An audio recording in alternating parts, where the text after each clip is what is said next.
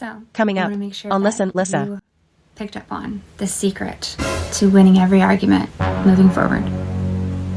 Do you know what it is?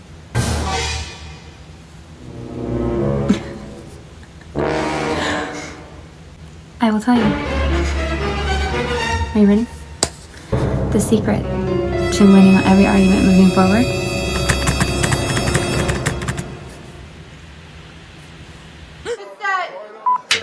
Hey, listen!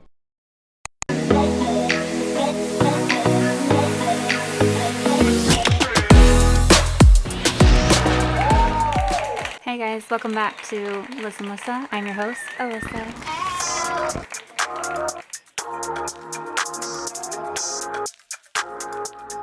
What's up, guys? What's up? Today I have a very special episode for you, a little sidebar from a previous episode. And on that episode, we were going deep into the life of a real-life people pleaser. This person was very curious as to why people dislike people pleasers, and they were listing a lot of their people-pleasing qualities and asking people to chime in about why these qualities would be so disliked. Because to them, it seemed like these were all great things that they did and that they didn't see why it was so negative in a lot of people's eyes. So one of the line items on that list was about arguing. It brought up a discussion about how a lot of times people seem to be right fighting in arguments, and that can make it really difficult to resolve conflict because you're not listening to each other, and at that point it's just a battle to make the other person hear your point. To get more into that, I'm going to go straight into that footage, and then I'm going to elaborate a lot more, and what you are here today to hear is a very, very, very, very valuable secret that I'm going to reveal to you about how from this point on you can win every argument moving forward. Now, if you are interested in learning that, you're interested in the content, you're liking what you see, go ahead and hit that subscribe button right down there. Just click it, click, and that helps support the channel so that I can continue to give you these amazing secrets that you are going to benefit from indefinitely, okay? Without further ado, let's get into it. Let's do it. I hate arguing. It's inherently pointless and destructive because people don't change their minds during arguments. I don't think that's the reason I hate arguing. I do hate arguing. I do think that conflict resolution is absolutely important. So I think, right, it like really depends on what this person is referring to as arguing. So I think what they're getting at, and I've noticed that as human beings, we have this urge, this human nature, very strong urge to not be wrong. That doesn't feel good. That really just feels terrible to us to be wrong. So we really like being right. There's something about the way we're wired that getting something right, proving our point, it validates us. Okay, so everybody likes to be validated in certain ways. So there's nothing incorrect about that. If you notice, most people, they want to be right. But there's some people, actually I think a good majority of people, that will argue something, and it is the way the brain is wired. They have decided on, and the reason that you can't come to any resolution with them is because they're not listening to your argument. They're not actually hearing it out with an unbiased ear and trying to find what is the most logical and absolute truth, because they've gone into this now as someone who is trying to win the argument and get their point heard. So they've already decided. And unless you're just the skilled of the skilled in debate, they have absolutely no intention of hearing out and being open to maybe their point is wrong. And if they hear something that is persuasive enough, that makes enough sense, coming over to see your side. It is a fair question to ask yourself, are you going into arguments with the right goal in mind?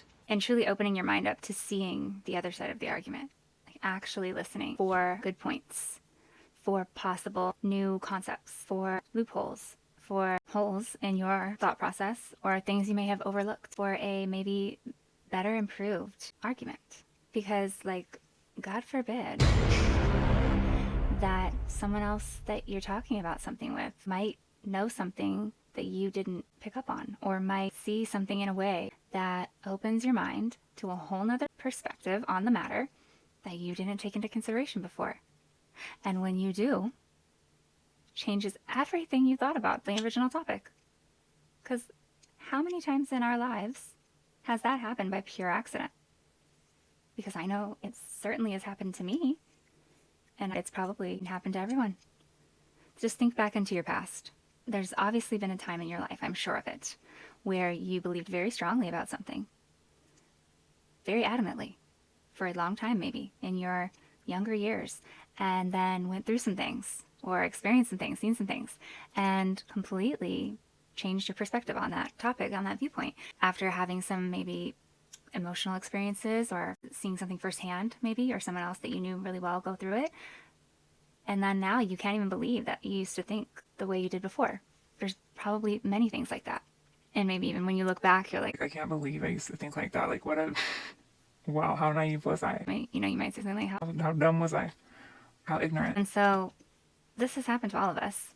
This is where then the logic comes in of why would we ever be in a situation where we're just simply right fighting? If the goal of having the engagement and the back and forth is not to find the truth at all costs, and whatever that truth may be, whatever is the actual truth, and considering all sides of the matter, whether that's your original point that you are going in there trying to make or not, if that's not your goal, then consider what the point of your argument is. Because if it's simply just to convince the other person that you are right, can you see how in that agenda you are bound to be wrong at some point? And so why wouldn't you start to be more cognizant of that going into arguments and realize that arguments shouldn't be necessarily arguments? And what you should actually be doing with the people in your life that you have relationships with, whether they're family relationships, friendships, or romantic, is you should be having a conversation where you are very open to the fact that you might not see all sides of this topic, that you might not have all experiences or all perspectives, and that obviously if this person that you care a lot about has a totally different viewpoint and feels differently about this thing you're talking about than you do, there's probably some things you want to listen to so that you can understand how that can be. Because if you're so confident that what you feel about this topic is right, then you should be very curious where this person that you care so much about is coming from, that they could have such a different outlook than you. And so your goal in there should not be to open up your PowerPoint and go down the list of why they are wrong. And your point just needs to be heard so that they can just switch and shut up and realize that they're wrong. Your goal should be to hear what they have come up with, how they experienced the situation that led them to this completely different outcome. Really have them explain it to you. And if there's any part of it that doesn't make sense, you're like, well, okay, I don't see how that arrives you at this. Go further into that. Really dig in. Get in the habit of when you're having a talk with somebody, your goal being to understand why they believe the way that they do. You will get so much further, because as long as you get with somebody that is also willing to do that with you, you guys are going to be great at conflict resolution all the time, because you'll stop fighting to be right, and you'll both have a common goal of not trying to beat each other and like stick to your point, but instead have a common goal of reaching clarity on the matter from a place where you have thoroughly looked at all sides of the matter at hand, not just one biased lens, and arriving at a more relationship level truth between the two of you that makes sense for the two of you and paves the way for compromise and conflict resolution. So when OP is talking about arguing, and then he refers to how people don't change their mind in an argument, I think he means this type of argument when people are going into it specifically with their right fighting hat on, and they're just like dedicated against all odds to that point that they arrived at some point in their life, that they're just for some reason so loyal to, so adamantly, stubbornly loyal to at this point, when there's no reason to be so stubbornly committed to a point when you haven't listened and heard out all sides of the argument. Because guess what? You could be wrong. So what would be the point of dedicating yourself to a point that is wrong just because you don't want to be wrong? Even if you think you're definitely right, it would still make sense to have the goal in mind of hearing why the other person thinks that their point is right. Because then you're just going to have a stronger point in the end. As long as you authentically hear them out without a bias. And just always go in with the open mind of like, if I hear something that is logical enough, I'm going to explore that. I'm going to ponder that. I'm going to be humble enough to admit that my point could be flawed. And I just might not be seeing it. And then I'm also going to be authentic enough when my partner or whoever I'm talking to makes a valid argument that makes reasonable sense. Being able to go, okay, Alyssa, that makes a lot of sense. Let's toss that around for a minute. Why are you dedicated to one side of an argument so wholeheartedly instead of being dedicated to working with your partner? You'd rather be stubbornly wrong without admitting so, just so you don't have to concede to your partner having a more solid point than you. That doesn't make any sense.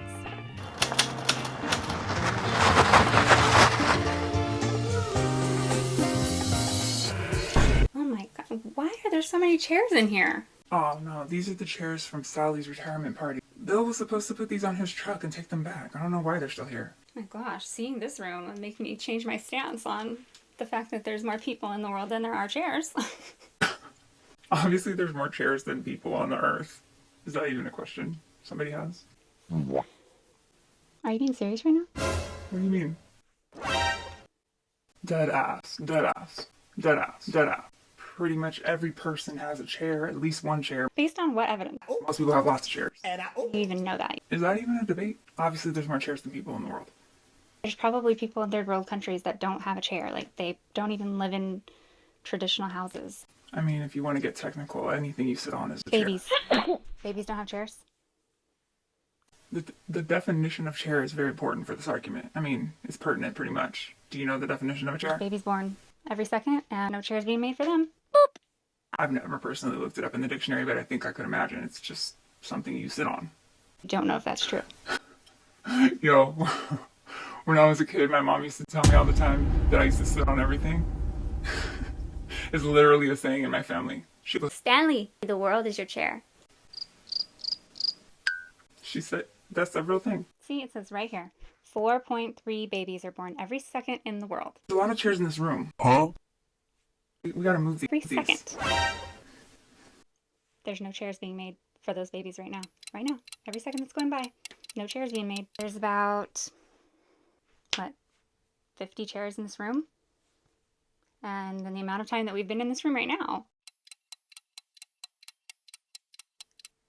86 babies have been born. So that's already more chairs than are in this room. I think you might have missed a step in there somewhere. Okay. More like about 5,000. Are you being serious right now? It helps your point. Are you being serious right now? Math. It's hard. Are you even listening to me? Yes, Jessica, I'm listening, but your equations, they don't add up. So, it doesn't matter. One chair per person. Almost everybody has a chair. Some people have many. Solve that problem. I already addressed that. Alright, but can we address these chairs? Because I want to go home sometime tonight. There's more chairs than people, period. Now, let's go. Make some babies for these chairs. Keep wearing that blue dress all the time. Girl, keep wearing that blue dress around me, girl.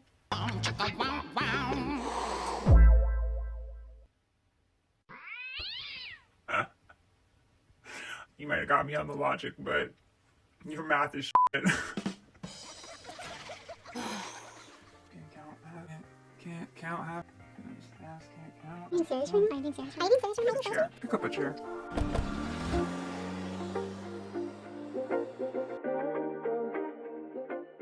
All right, so where did they go wrong?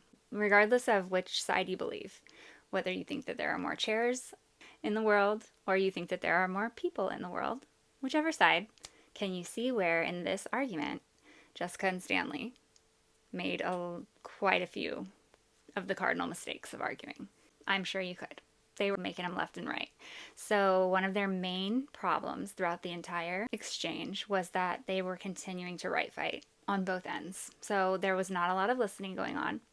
There was a lot of dedication to their side of the argument for who knows why, because who benefits in this situation if there's more chairs or if there's more people on Earth? It doesn't affect either of their lives. So it's really a silly point to be dedicated to.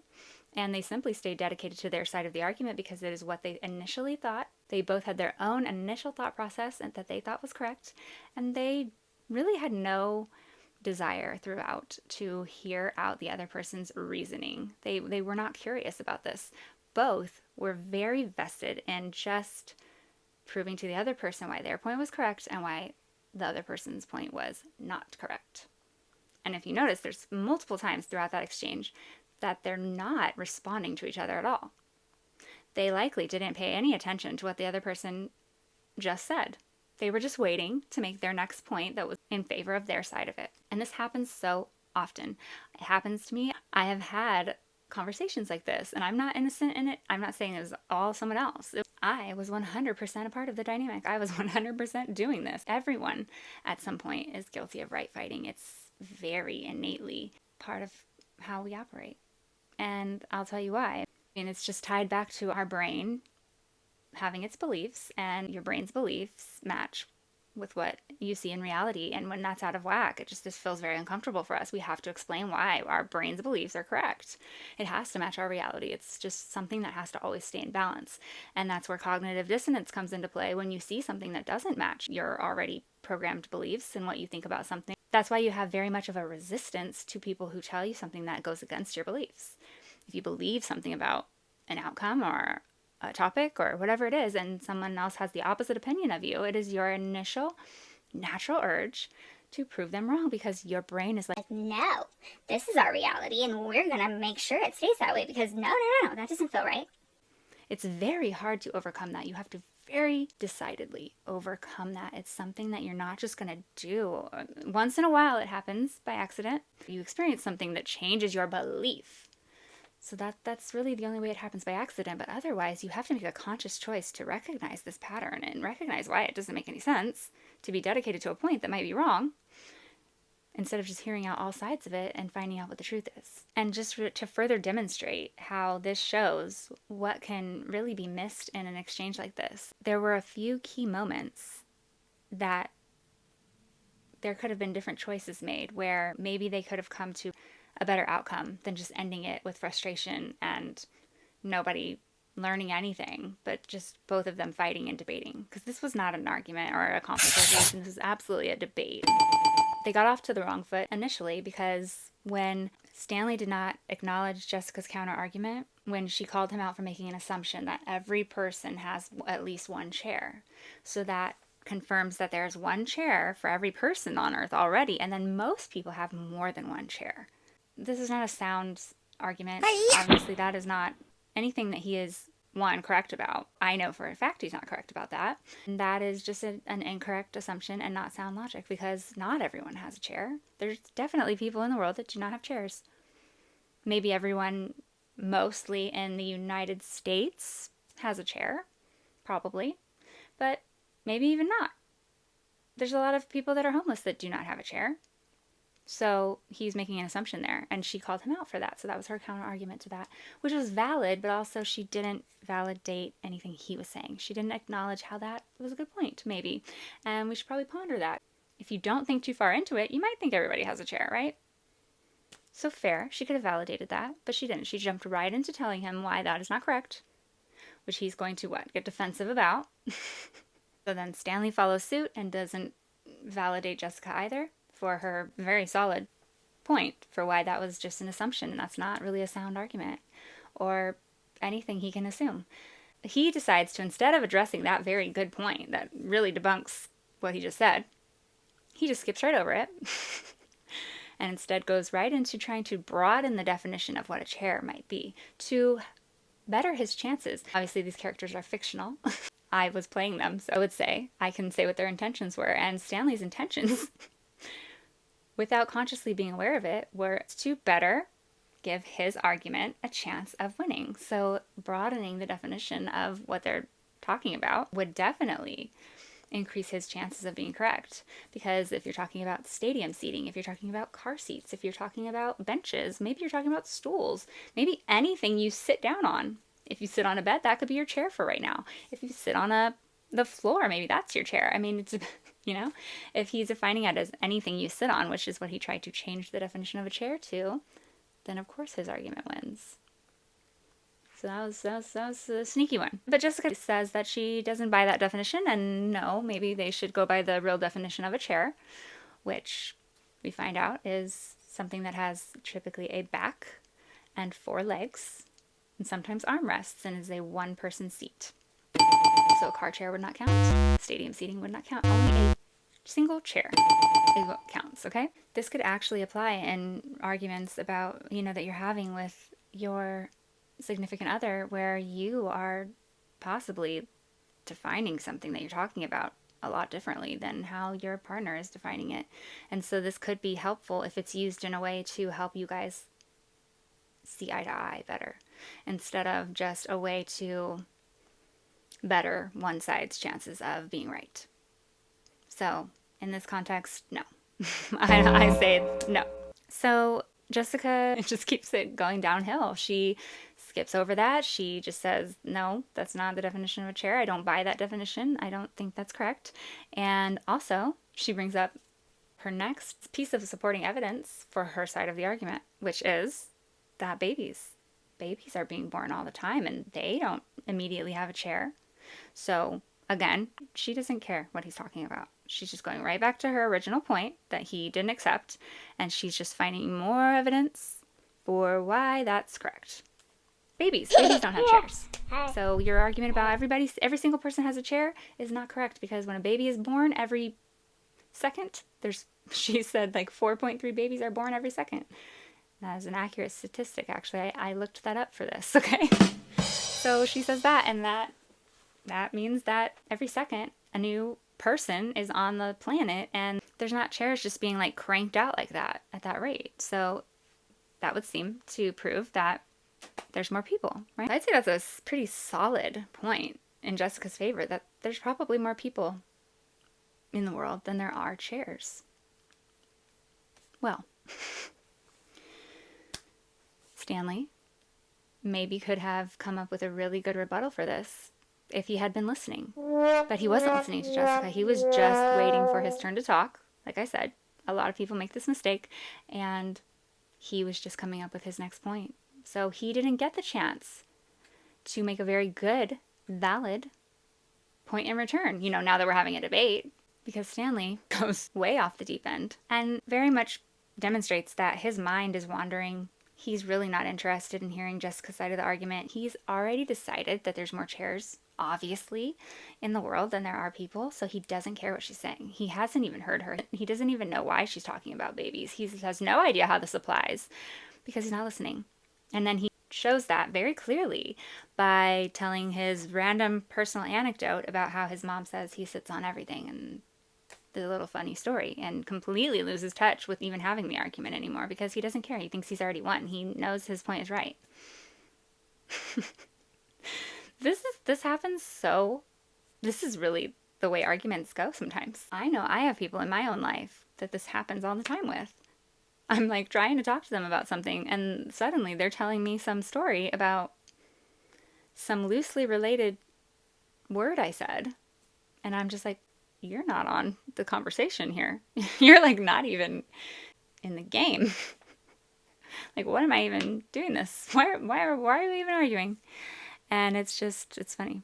When he missed out on a really good opportunity, if he really was trying to have a debate and win, that he could have obviously brought up the point that also there's people dying every second. So is the birthing rate really a valid point in her favor? Nope. Because I didn't look up how many people die every second on planet Earth, but I would assume most likely it's probably around the same rate. I'm not sure. Maybe you can let me know. But that kind of wipes that point out. But he didn't get to make that point because he wasn't even listening, and he didn't even hear that. And he doesn't even feel the need to debunk her argument anymore because he just literally believes he's right. And he doesn't think that she has anything valid to say about the other side of the argument because he has already dismissed it as not valid. And people make that mistake a lot. And this is a silly topic, but if you're doing that to your partner often with their viewpoint, that can really degrade someone and make them feel very unimportant to you and unheard and unseen, and make them feel like you don't even value them. You don't think they have anything important to say. And over time, that can really do damage in your relationship. This is a silly example, but when there's real life implications in relationships, this can be damaging. This can definitely be damaging, not only individually, but to the relationship as well.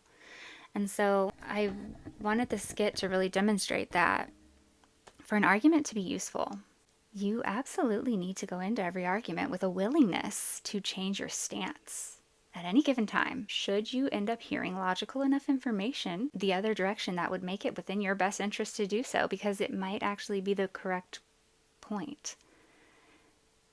Unless you think you're just a perfect all-knowing being, that you always are right about every topic, it would serve you well, it would serve anyone well, to always be willing to change their stance in any argument should they hear logical enough information. And people might say, well, okay, I would if I heard that, but how are you going to hear it if you are assuming you're always the one with the right point, to where you're not even recognizing that you're not listening to your partner or the person that you're debating with? And people will say, I don't do that, I listen. but lots of people do this. In my experience, more people do this. They fight to be right. They immediately want to debate their point. They want to get their point across. Like OP said in the article, they don't typically change their mind in arguments. It's not a common thing that happens until, I think, and this is what I'm literally practicing in my everyday life now, unless they become aware of this topic of what we're talking about right here, that it makes no sense to do that. It makes a lot more sense to be open to hearing information and changing your stance at any given time that you should hear information that it would make sense to do so. Also, respect for the person you're speaking to is key. Maybe you have respect for them on a surface level, but if your arguments or your debates are often turning out this way, maybe you don't have a lot of respect for them that goes that deep, because you're dismissing that they have anything to teach you, to show you, before they even get a chance. And that says a lot about how you might view them without realizing it. You have to be able to listen for comprehension so that you can have a quality reflection of what has been said. Otherwise, how are you going to change your stance? You're not listening. All of that being said, and knowing that that's such a big issue and that it affects so many people, whether you're a couple, even just other relationships, it affects so many people in everyday communication. People are not listening. So to understand why this skill is so important to have, to remember how to actively listen instead of just think about what you're going to say. It's so important. And if you can hone back in on that skill, then you can have a lot more successful relationships that aren't full of these endless debates that don't get anywhere, that eventually just seem absolutely pointless, and instead have quality conversations where you reach a conflict resolution where you both learn something from each other, where your minds are open to change and development, and you're gaining something from your partner both ways. That makes a lot more sense. That seems like a lot better of an option. So if you now see the value in that, I want to go over the steps that I learned from some of the experts about how you can make sure that you win at every conflict resolution you have from this point forward. So what are the steps to a successful conflict resolution? How can you do this the right way? Well, there's a few key things that you should be focusing on when you are handling conflict resolution. Number one, make sure that you are having a conflict resolution with a teammate, not an opponent. That's key. That is foundational. So if you want to have a conflict resolution, you want to reach a resolution, if that's your goal, then that's something you can only do with a teammate, with your partner, with someone you love, with friend, family member, okay? If it's one of those types of people, this should not be your opponent. If you have an opponent, you're having a debate. You're trying to win something. You're trying to prove their point wrong. Tell them why they're wrong, tell them why you're right, and that's how you want to resolve it. But if you're doing this with a teammate, if you're doing this with your partner, someone you love, why do you want that person to be wrong? The outcome that you want to get is something that is good for the two of you, okay? Because you should care about them and they should care about you. So it goes both ways. So you want to be doing this with a teammate. And by teammate, also, there's a lot of things that go into consideration there. You got to really think about, how does this person view me? And how do I view this person, to determine if you even can consider them a teammate. And if you can't consider your partner a teammate, you have bigger problems than conflict resolution. So let's just assume that you do see them as a teammate, okay? These are the things that you need to think about in a teammate. And you want to think to yourself, if your partner sees you as a teammate. So do you respect this person? Do you feel like this person is of a sound mind? Do you believe this person is basically intelligent and sane? Do you feel that this person has overall good intentions and is just as capable as you to have opinions or thought processes that are flawed, but also just as good of a chance as you to have thought processes that provide value to the conversation? It should be considered. Do you see each other that way? Do you believe this person is your equal? Think about that. Do they see you as their equal? Because that can really play into conflict resolution. If one person feels superior to the other person or inferior, that's going to cause a power dynamic. And that's not going to be a healthy conflict resolution where you're teammates. If you're on a team, think about it, a football team, basketball team, anybody, okay? There's each player has certain highlights and skills and talents that are individual to them. So the coach is going to play them to their particular abilities, right? Well, you need to see your partner the same way. And if you don't, then you again you need to question why that's your partner. So that's not healthy. You shouldn't be looking down upon your partner. You shouldn't feel like your partner is superior to you either. They shouldn't feel like they're superior to you. So you may not both be of exact same IQ. You may not have the exact same view on everything. There's different qualities that a person can provide that go beyond just being smart or something like that. Some people might have more intellect. Some people might know more in a field than another person does. Some people might have a lot more insight into emotional health. Some people might be better about empathy and consideration and nurturing. Some people might be better about finances and goal oriented and things like that. There's so many different traits that a person can have and strengths that a person can have. And that's why people pair up together. That's why humans are people that gravitate towards each other. We're not a species that dwells alone. We actually do very poorly in isolation. So you don't need an exact replica of yourself. The reason that you guys are different is because you work together. You make up different parts of the team. If you made up all the same parts, then you'd just be lacking in all the parts that neither of you have, and you'd have all the same things. It would not make any sense. So utilize, or at least be able to see that your partner, while they may not be on your level in certain ways, be able to appreciate and actually start writing out and getting to know, because this will help you get a better appreciation for your partner if you do tend to look maybe a little down upon them, or your partner may need to do this with you, and list out what exactly your partner is better than you at. Where are their strengths where you are not so strong? Because if you if you come to this and you can't think of any, well, then either you are with a I don't know why you're with that partner, or you might want to check your egocentrism. What? You might want to look within and see if you're having a bit of a superiority thing going on, because that's not typical that someone is going to be with a partner that they see as lesser than them in every way. There's something wrong there.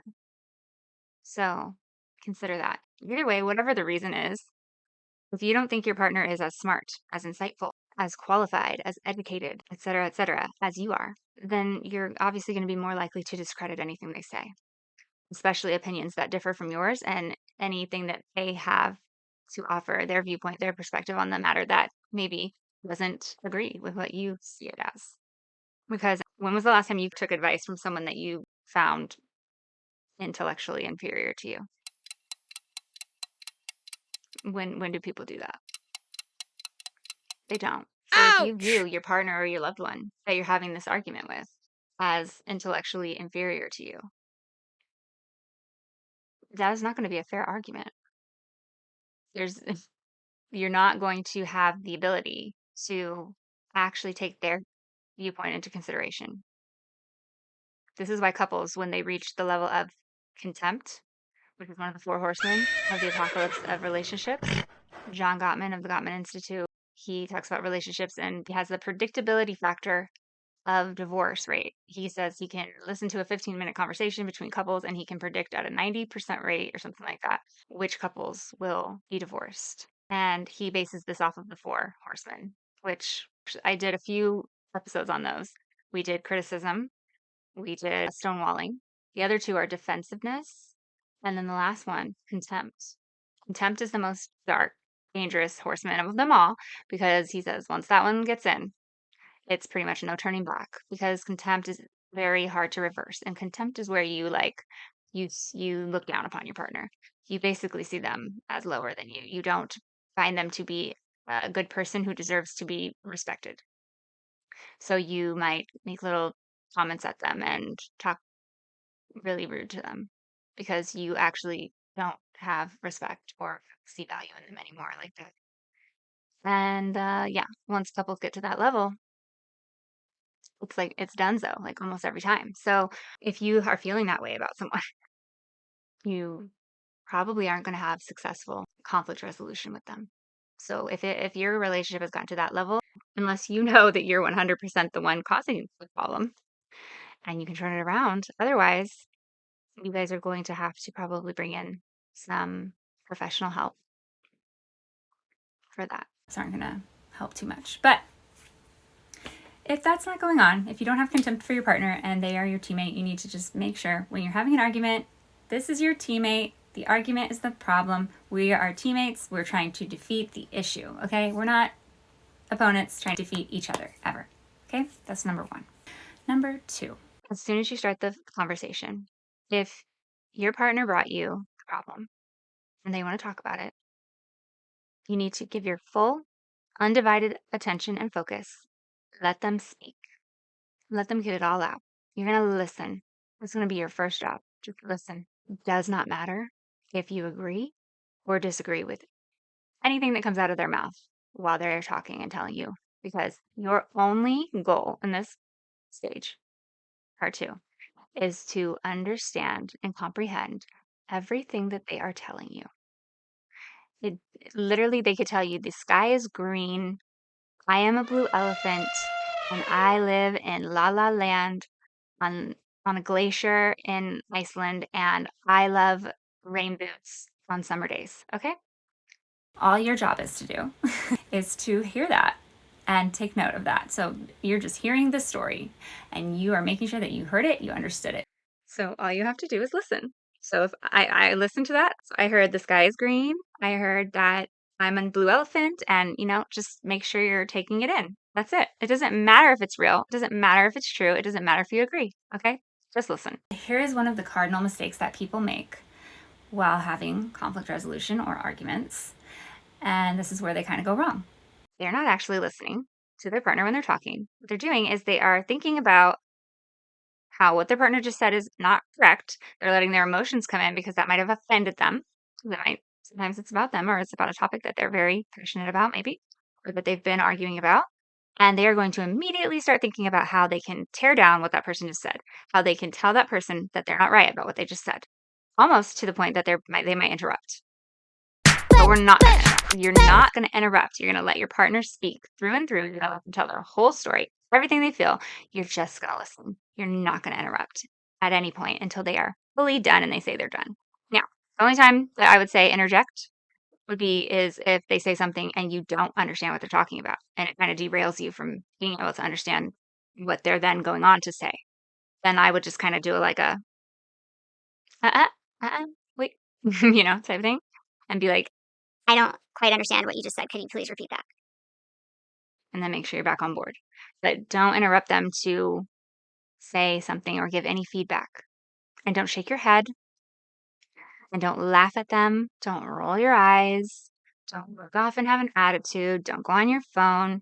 This is undivided, focused attention, all on your partner, everything that they're saying. And you need to make sure you understand it.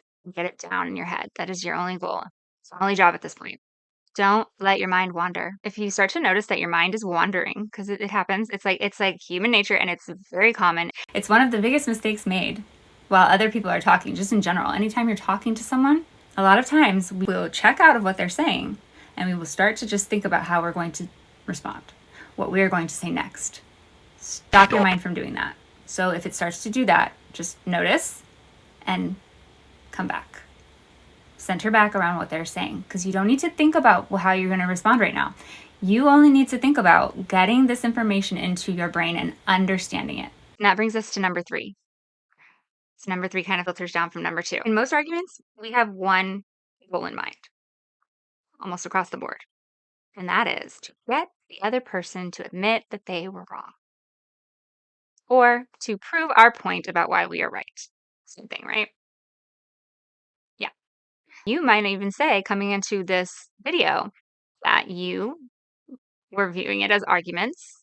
Like, I want to learn how to win at the argument. I want to learn how to get my point across. How do I get my partner to listen to me? Things like that, right? Essentially, then, step number 3 is change the foundational goal behind arguing. Sometimes it can be helpful to stop calling it arguing, because words have meaning. They're not just words. They're not just useless. They're not just sounds put together. I mean, they are, but we put meaning behind them. So you would be surprised to find out how much the meaning behind a word, what you associate with a word, how much that can carry into the situation that you're describing it as. However you see something, however you view something, however you beliefs you have that are attached to that, it's going to change the outcome that you get because of what you associate to that word. So, for example, you could say, I'm stuck in bed today. Or you could say, I'm situated in bed today. Wow. One way you say it, people would assume you probably don't want to be in bed. The other way you say it, people might think, well, you got it made. You're situated. You're set. You're relaxing all day. Like, that's a good thing, right? So it means the same thing, but the word you used is very important. So if you use the word argument, that's going to probably come off to most people as a negative thing. And even if you tell yourself, Oh, it's not going to be a negative argument. the word argument simply has negative connotations associated. So it's simply going to carry negative beliefs that you have associated with the word, whether you consciously think about having that or not. So because it does carry that socially and widespread, I would suggest changing that word to something that you revere a little more positive when you think of the word. I like to use conflict resolution, even though the word conflict is still somewhat negative. Resolution signals to my brain that we're resolving something. We're doing something positive here. So I really like that one. But you can say discussion. You can say have a talk it out, come up with solutions. We're going to converse. I don't know. Whatever you want to say, but just like argument, just try to change that word. So if our typical goal was to get our point across, win, debunk our partner's perspective or point, have a rebuttal for whatever they come up with, whatever, be right, all of that. That was our previous goal in mind going into the argument. We're going to wipe that out, and you're going to have a new foundational goal when you go into conflict resolution. You're going to instead have your number one goal. Like, you are winning at this thing if you achieve this goal. And that goal is understand your loved one's point of view thoroughly. Listen and take a real walk in their shoes. Be able to describe to them in your own words how they feel thoroughly. And at the end of that argument, you will know that you have superseded all levels of being a master at this. Woo! If you ask your partner, do you feel heard? Do you feel validated? Do you feel like I heard you? And they say yes. Then you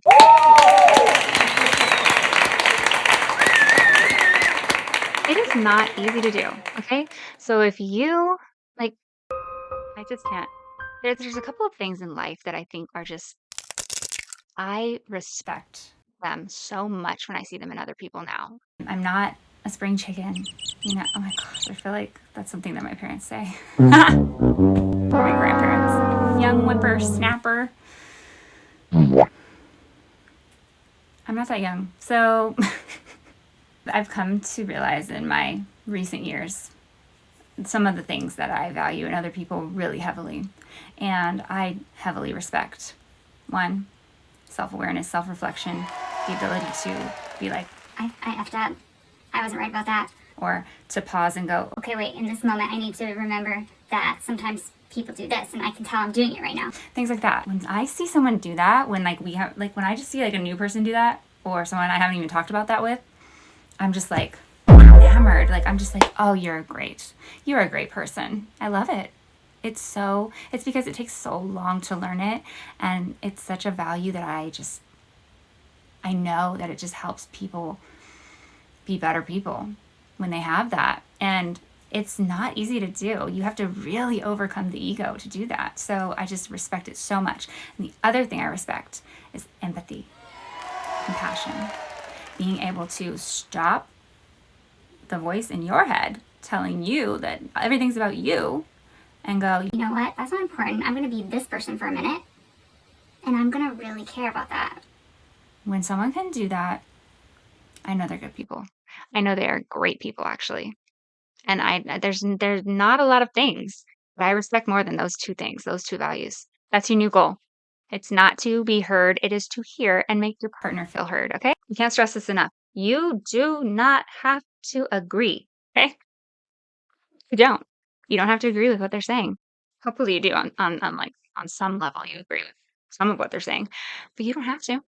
You can vehemently disagree actually, but you don't need to say it at this point. Okay. You just want to hear them. And I'm not going to tell you why this is important in a minute. I'm not just like trying to sabotage you and make you lose the argument secretly and like let your partner win. I'm going to tell you in a minute. This is the secret stuff. You do not have to agree. Your goal is simply to understand the pathology, to understand how they came to this point. How did they come to this conclusion? Why do they think what they ultimately think? Why do they feel the way they ultimately feel? Okay? Because remember, like I said, you respect this person. You think they're of sound mind, they're decently smart, they have a good head on their shoulders, you're with them, right? So you must, and or if it's like your loved one or if it's your friend, you there's something about them that you respect. So if they see something a certain way, I'm going to be interested in figuring what that is. Because I know that they're not just crazy, they're not just stupid. They came to this conclusion somehow. I want to hear how. And that makes sense. You can better relate. Make sure that you can answer these 3 questions. How are they feeling due to the issue at hand? And this means emotions. They don't tell you themselves. You want to ask them, how are you feeling? What is this situation making you feel? Emotions are not thoughts. Okay, so sometimes people have a hard time naming their emotions. That's why I say this. So if someone just says, I feel like you think I'm crazy, that's not an emotion, okay? I feel like you're not there for me. That's not an emotion. I feel sad or distressed or neglected, despair or anger or frustration. All those are all emotions. An emotion is something you're feeling within yourself, okay? Not something that you're thinking. Okay? I hope that makes sense. Emotions are kind of tough. I get confused about some of them sometimes. So they're kind of tough. All right. So then the second part, you want to make sure you know the answer to this question too. What act or event or sentence or situation caused those emotions? What particularly was it about this issue that made you feel that way? So you want them to really get down into the nitty-gritty of why they're sad, why they feel hurt, why they feel distressed, why they're upset, why they're angry. All of that. Okay, so they'll say It was when you said this to me. It was when you did this. It was when I missed out on this as a result of this happening. the third question you want to make sure you can answer is why? Why does that cause that emotion for them? This one's tough to make yourself dig into because you might think you've covered it. Like, oh, let's say your partner is feeling upset because you keep telling them that they don't help out around the house, but you're saying it in like a rude way or something, maybe. That might not be upsetting to everyone. So you want to find out why it's upsetting to them. Because you might be like, That was just a joke. I'm just joking around. Why is that such a big deal? and then your partner might be like, Like, well, my grandpa, my dad, my mom, whoever, used to tell me I was really lazy and overweight and would make me stay in my room and not allow me to go do anything as a punishment. And I didn't have any friends. And they would always tell me I was so lazy and slow, and I never did anything around the house. And it was traumatic. And so when anybody ever makes jokes like that, it just really hurts me. Then as their partner, you would be like, those are probably not good jokes. But if you're just a jokester and you don't really think that's that big of a deal, and you don't think that people are going to get upset about you making a joke about how little they're cleaning, that might not be a touchy subject for you. There might be nothing attached to that emotionally. But when you say it to this person, they could have placed a lot of their worth into a subject like that. You might not understand how that would hurt them. So don't just take like the answer of what hurt them, find out why.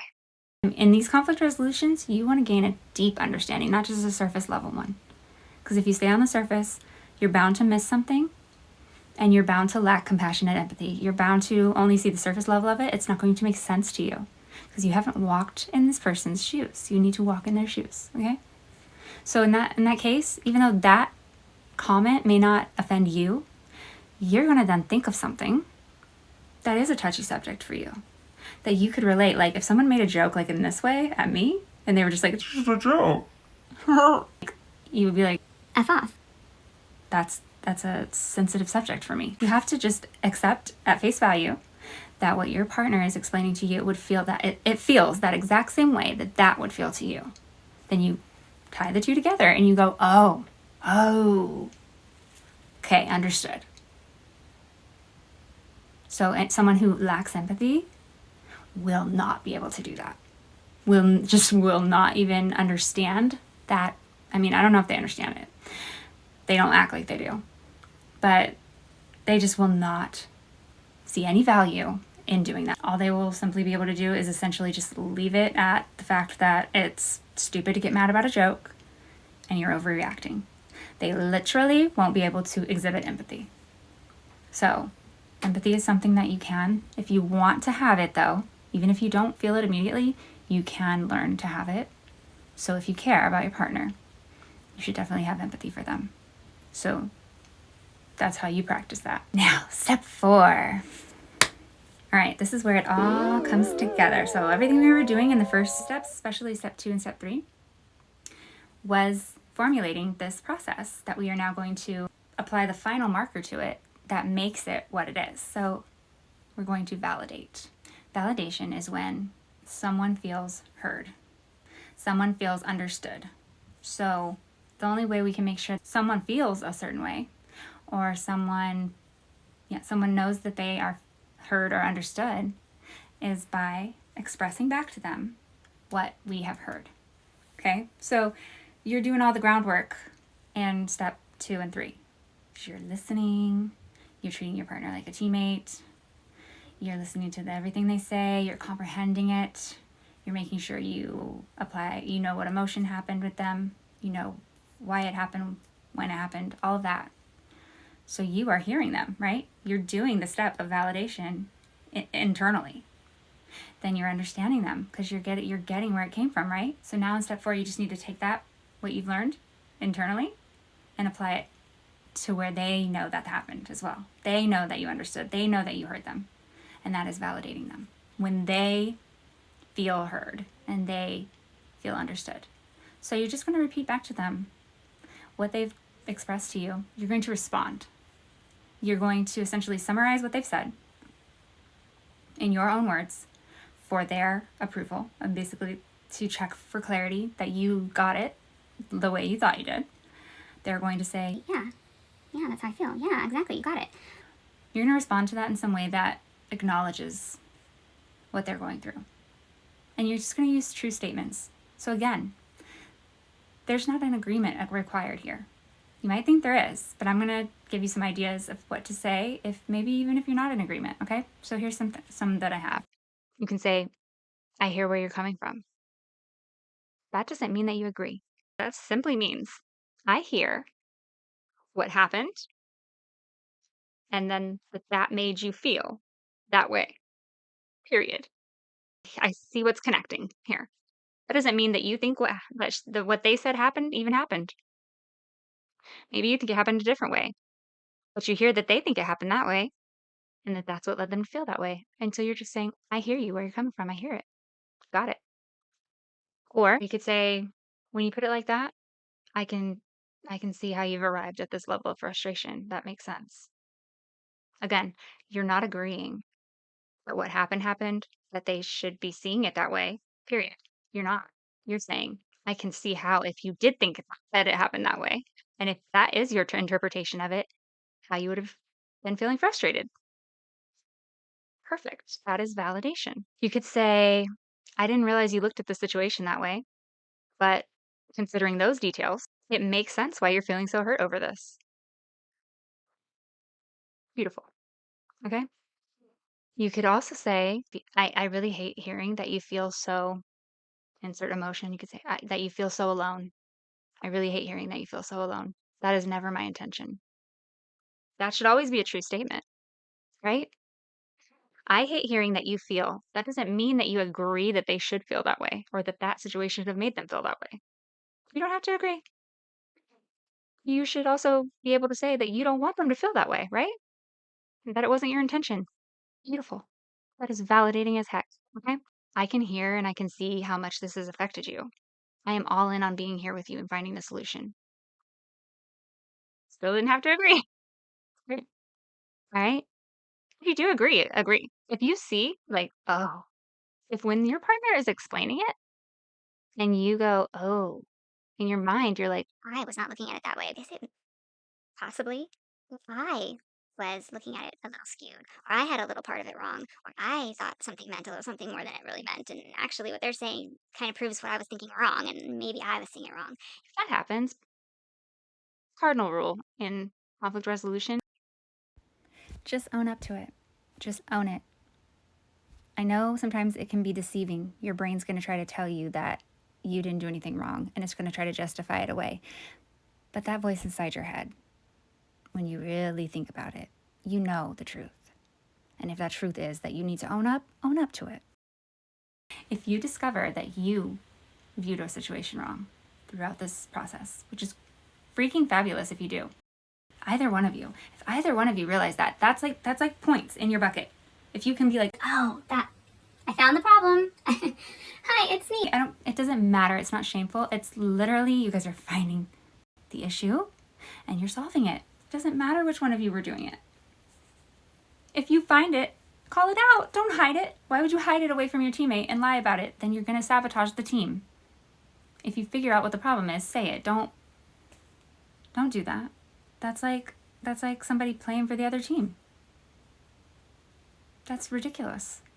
Admit that you looked at it wrong, because then you guys can solve it so much more quickly. Be willing to do that. Be willing to humble yourself. Get over that. That's just going to keep you constantly at odds with somebody. If you're just trying to protect self, protect ego. You guys are a team. If you figure that out, great. Validate them even more. You can agree with them then. Do you know how much someone would love to hear that? How much would you love to hear that? Think of the last time you were in a situation where you were very certain someone, the other person, was having a grand misunderstanding of what went on, and you just couldn't get through them. Think about how relieving it would have felt if they would have just been like, You know what? I see what you mean now. Yeah, I viewed that wrong. Okay, that makes sense. I'm sorry. I guess I didn't see that in the moment. I really apologize. I kind of messed that up. think about how relieving that would have felt to you.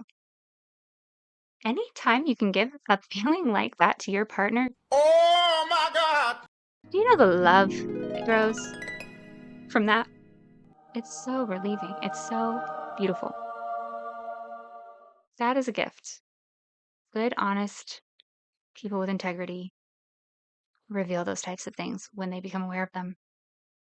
People who have big egos and need control and can't humble themselves and need to be right don't reveal those things when they realize them. They actually explain them away and justify them away in their head and bring themselves to a level of delusion that they just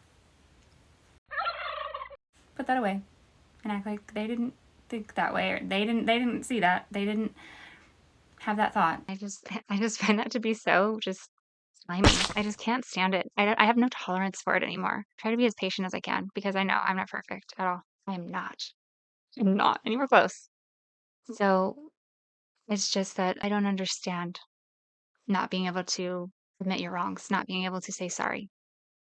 I guess I understand it from a lens of knowing that it's about protecting self and their childhood. It's a trauma response too, in some sort of way. But I can understand it because it's hard when I'm faced with people that just are unwilling to do that. The best policy is always honesty. And the best thing for vulnerability, intimacy, you're in a partnership.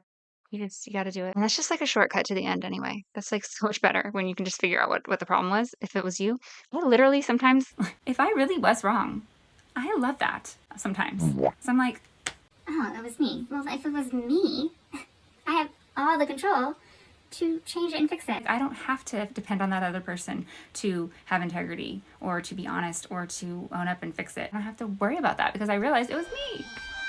So I don't have to have these feelings anymore. I can literally just work it out myself. I love when it's me. So you can think of it that way. But getting back to validation, the really, really brilliant thing about this is that you can pretty much do this with anyone for any problem, no matter what it is. Pretty much everyone. Pretty much anyone you're having a discussion with, pretty much anyone you're trying to work something out with. It does not matter to what level you find them delusional, to what level you find them incorrect about the problem. It doesn't matter. You can pretty much do this with everyone, and it's going to almost every single situation give you a better leverage to put them into a space where they can accept more accountability because they've felt heard now. No one accepts accountability if they haven't even been heard yet. Why should I take accountability when you haven't even heard my side? Right? So when you hear them, you validate them, you make them feel heard, you make them feel understood. They feel safe to let their guard down. They feel like they are with a friend, with a lover, with someone they trust. They don't feel like they're in a battle to fight and protect. Okay? So then they're going to feel a lot more comfortable to say things like, Oh, I was wrong about that. Oh, I see how I could work on that. have you ever tried with people instead of like fighting them, just being like, You know what? You have every right to be mad. I would be mad too. you see how their walls just like come right down and they're just like, Yeah, but I might be overreacting a little bit. You're right. I should have probably. it's like, when 2 seconds ago they were just like,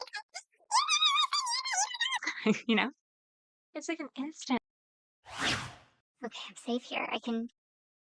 I'm safe to admit I have flaws. I'm safe now to admit that I said that wrong. I did that wrong. That sometimes I mess up in this area and without thinking that I'm going to get blamed for the whole thing.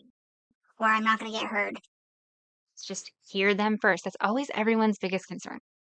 Okay. And if you do this with your partner, I'm sure your partner does the same with you because it's not going to work with somebody who doesn't. Okay. And I'm going to get to that in a second. So, pretty much every situation across the board, pretty much any type of person, any situation, whether you don't agree with them, they complain about everything, they have an irrational thought. You didn't do the thing that they're saying you did. Anybody. You can still validate them. You can still validate their emotions, okay? So I'm going to go through some scenarios, okay? What if they're complaining about something for the umpteenth time, but they're still not employing the solutions that you've already given them? You feel like you've been there for them. You feel like you guys have come up with solutions. You feel like you've already validated them lots of times. They just are routinely complaining about the same issue again. And they haven't even tried the things you guys talked about. Do you still validate them?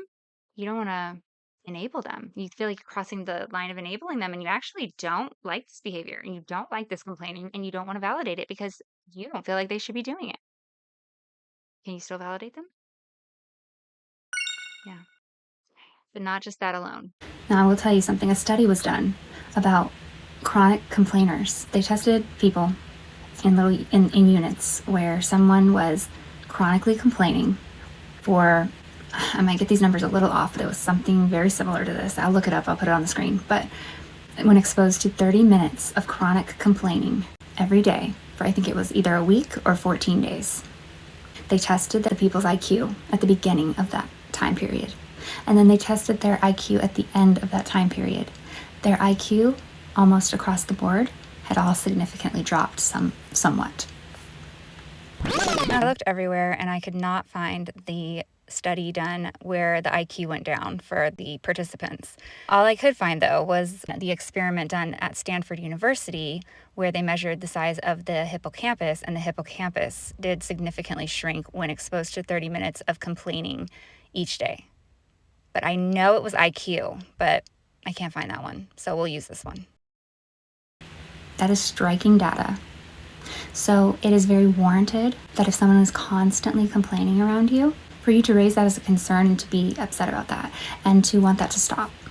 So I could understand why in that situation, if someone is complaining, that you may not want to validate them because you're like, You need to stop that behavior. I don't want to enable it. I don't want to validate you for feeling that way or acting that way. okay, got it. Guess what? Guess how you get them to stop complaining? What the first step is. Oh my God, bro. Oh, hell no. It's validation. And you might say, I've validated them 1,000 times. It's not working. okay, well, one more time. One more time. Validate them, please. So that then you can do the next steps, okay? So first you're going to validate them, again, if they come complaining to you about the same things again. And you don't have to say this out loud to them, but in your mind, just understand that you're not validating the way they're acting, the complaining. No. You don't think that that deserves validation and warranted, okay? But does your loved one deserve validation? Yes. Would you say that they deserve to feel upset? Do they deserve to feel overwhelmed? Do they deserve to be distressed? No. And if the answer is yes, again, please question the resentment or the contempt that is building in this relationship, because the answer to that should definitely be no. They don't deserve that, okay? Even if you feel that they're doing it to themselves, you still don't think they deserve that, I hope, okay? That being said, just like with the other one, the other person's not going to be able to deal with those difficult emotions, those strong emotions that they're having that's causing them to repetitively complain. They're not going to be able to deal with those until they feel heard. So you're going to hear them out one more time, okay? Once you have validated them, though, this time, does that mean that you have to be trapped in this never-ending cycle of complaining that is actually detrimental to your intelligence, to your cognition, to your mental health? Absolutely not, and you shall not. Do not do that. I'm going to advise you not to do that at all. If this is the first time you validated them, that might stop the complaining. But if you've tried it before and they just continue to bring it up again, and they aren't trying the solutions that you guys are coming to, the problem is that there is a deeper issue that they are not addressing. So your new goal for this is going to be to get in touch with and figure out what that deeper issue is. So you're going to say something like, I always want to be there for you any way that I can. Anytime. I understand that you're feeling. and then re-describe to them, giving them that validation again, knowing that you heard them, you get it, okay?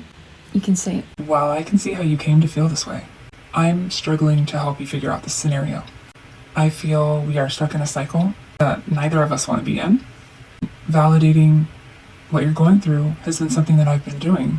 So I feel that I might be missing something, and I just feel kind of at a loss for how to handle this situation. and then you could say, We've discussed solutions many times. and then go over those solutions again. And then you would say, Can you help me understand what's not working out of these solutions?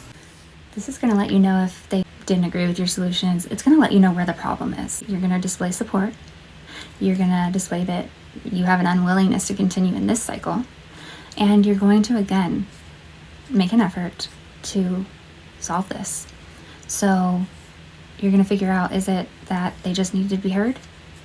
Is it that they didn't like the solutions that were offered before? They didn't take them seriously? They don't actually think that's going to solve it? If not, then what is their solution?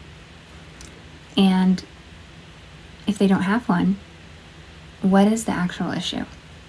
Because if you're coming up with things to solve this problem, you don't have a significantly specific issue with your solutions, and they agree that they would probably work, there's something else there. And it's possible that they could need a professional to step in to help them figure out what that is. So you kind of just like navigate from there. Now, you just want to leave that off with, What can we do to make sure we navigate this forward? Because and then you're going to lead into your very needed boundary here. I can't go over the same issue that I feel we've come to solutions on when the ball's not moving in that direction.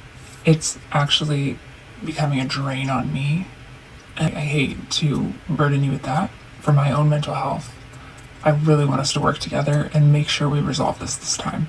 And I feel like every time I come home, it's becoming a place of negativity instead of my place of peace and my place of comfort.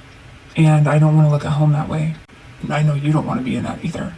I'm going to implement a system where when I get home in the evenings, I want this to be a place of peace. So I'm not going to engage in any negative talking or problems of the day or complaining or venting for the first 2 hours that we're home. Do you think that's something that you would like to try as well? Do you think that would benefit you? Because you can't tell them what to do, because that wouldn't be right, but you can invite them to do what you're going to be doing, and you can disengage from that because you've laid your boundary. And it is at that point about your own health as well. And you have offered support, and you were sincere and you heard them out. So you were doing everything, you were covering all your bases there. If they continue to complain, they resist your boundary, then it's time to think about. Okay, well, I need to be in my own space when I get home then, because I need these 2 hours. And hopefully your partner is just going to be on board and it wouldn't get that far. But when all else fails, seek professional help. Hopefully they would seek professional help to figure out what is this wall here, because there's no reason that a problem should just continue on and continue on and continue on. If there can't be a resolution, then it could be an incompatibility. And you'll figure that out. What if you disagree wholeheartedly with their outlandish perspective? They are just out in left field. Can you still validate them? Yep, you can. We've already went over that one a lot of times. What if they're saying you did something that you don't think you did? Actually, you're pretty positive. You know that didn't happen. Or they say you said something that you didn't say because they're remembering wrong. Can you still validate them? Yeah, because if they thought you said that, it makes sense why they would feel the way they're feeling. Okay, so you can still validate. I'm sure we can all think of numerous times in our life where we were having an exchange with someone who you just couldn't find any other explanation at the moment for other than that they must have lost their mind. Because, like, what? What? What? And you're just Like, okay, how would I validate that? if you're with someone that keeps bringing up a problem, and you just disagree with it, so they keep bringing it up, right? Let me tell you something. Avoidant attachment styles, they're not going to keep bringing it up. This is not going to be their pattern, at least not directly. So it's highly likely that if this is the route that's happening, it's likely a more anxious attached individual. And I can tell you 9 times out of 10, hands down, what they are wanting from you. They want to be heard. How do they get heard? You validate them. So ask yourself if you would like to continue having this argument, hearing this issue come up, hearing them complain about it, hearing them insist that you talk about it, seeing them upset about it. Would you like that to continue for about maybe like the rest of your life? Because if you wouldn't like that, then the answer is to validate. Validate how they feel. Validate how they arrived there. So do you agree that they clearly feel how they say they're feeling? If they say they're sad, they're upset, it's on their mind, it's overwhelming them, they have anxiety, they don't feel good, they're depressed. Do you agree that they probably feel that way? Validate that. Validate what you can. Validate that. I can see this is hurting you. I can see this has really affected you. And I don't like that. Hear them. I can see that this issue has really, really done a number on you. And I don't want to see it go on any longer. I'm here. Let's talk about it. Let's figure out a solution. I understand we don't see eye to eye on some parts of it, but here's what I can tell you I see. In this situation, you want to find any bit of truth that you can confidently agree with in their story. Maybe they're saying you left your socks on the floor again, and you leave your socks all over the place all the time, constantly, because you have no respect for them, and you don't even love them anymore, because if you love them, then you would respect them enough to put your socks away. Okay. So, you could say, I do agree that this morning I left my socks out. I see how that can be frustrating for you. And I do love you very much. And I do respect you very much. I would like to do better about putting my socks away, not leaving them on the floor. Besides that, what do you need from me so that you don't feel this way anymore? What can we do about that? So you didn't have to agree and validate that this person is jumping all the way to conclusions, saying that you don't love them. You did it to be disrespectful, that you do it all the time. You didn't say any of that, but you still validated them. And you owned up to the truth that you had in the matter. There's usually always some part of truth in the matter, even if it's ridiculous. Especially if something is going on unresolved for a long time. Some people can really build that up in their mind, get themselves really heightened on that, and it seems like such a bigger issue than it was in the beginning, because it has become a bigger issue because it's been avoided, or it's been pushed off, or it's been unresolved because you didn't know how to resolve it. So in fact, across the board, in reports from numerous counselors, therapists within the couples therapy realm and relationship therapy and stuff like that, there was only one situation really that consistently these types of people, these professionals, would say you should not validate, where validation first would actually maybe cause more harm to the situation than it would good.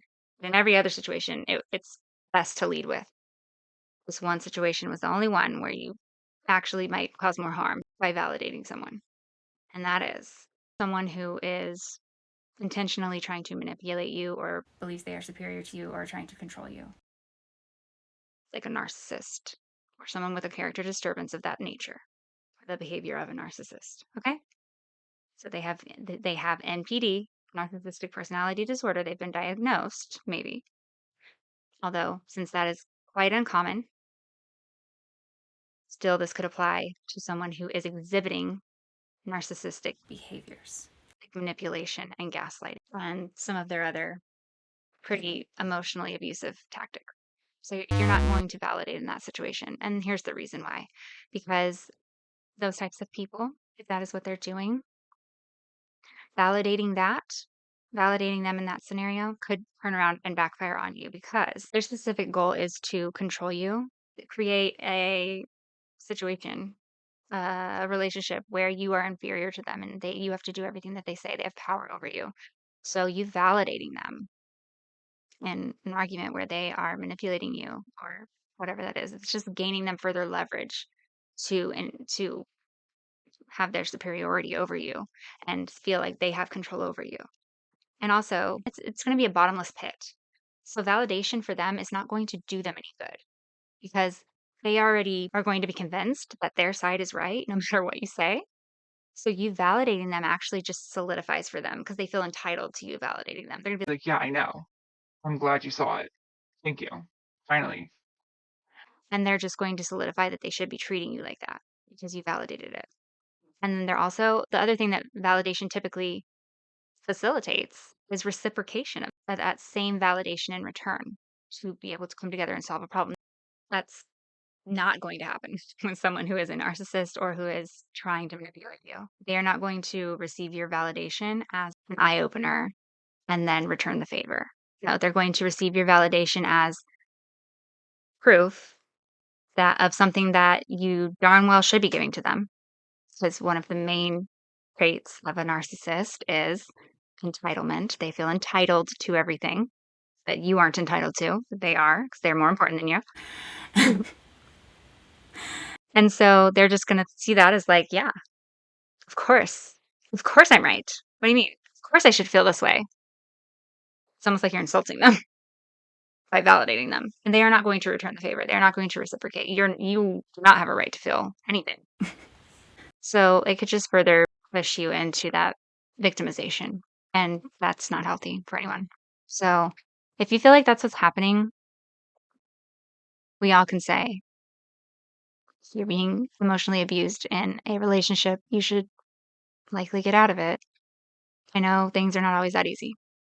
So make sure you have a good level of support and you are evaluating your options, because you do not, under any circumstances, for any reason, deserve to be treated that way. And if no one's told you that, I'm telling you right now, and I don't care what you've done. I don't care what your flaws are. I don't care. I don't care. You do not deserve to be treated that way. And so please look for some support and some help. and trying to turn that situation around. If you can't leave, get some help, okay? Because it is not okay that you're being treated that way. And however much anyone's minimized that for you, or maybe you didn't think it was that bad, it's not physical, or whatever way, it's somehow seeming not like that big of a deal, even though it feels probably like a big deal, but you're maybe thinking in your mind like, I don't want to complain, it's not that big of a deal. He's like this sometimes. No, or she's like this sometimes. I'm here to tell you, it's a very big deal. It's a huge deal. Huge. Massive. It's a massive, big deal. And it's an insanely horrific act to do towards another human being. It's not okay in any sense of the word. You do not deserve it at all. And it is taking a huge toll on you, whether you realize it right now or not. It is tearing up your life. And you have got to get some help with it. The sooner the better, okay? Please. So, finally, after I say all of this, I want to make sure that you picked up on the secret to winning every argument moving forward. Do you know what it is?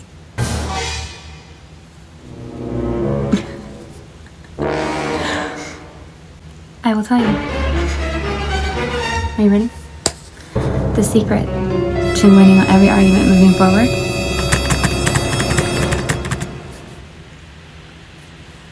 is to stop trying to win arguments.